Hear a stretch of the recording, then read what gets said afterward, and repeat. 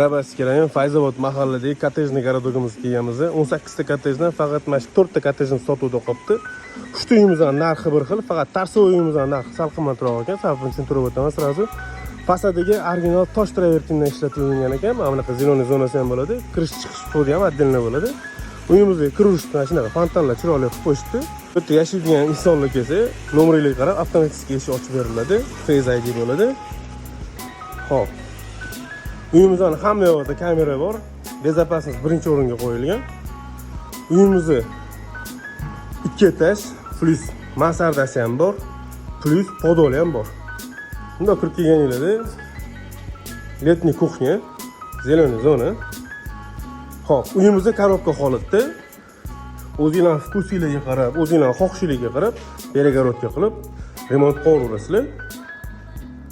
Ikkinchi etajimizda mansarda uchun joy tashib ketishgan. Hop, hovlini ko'rsataman.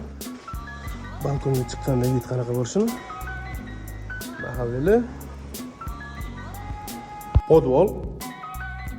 Podvolni havo aylanishiga ham, освещение tushishi uchun ham hamma narsa o'ylab qilingan. Uzunligi 4 metr.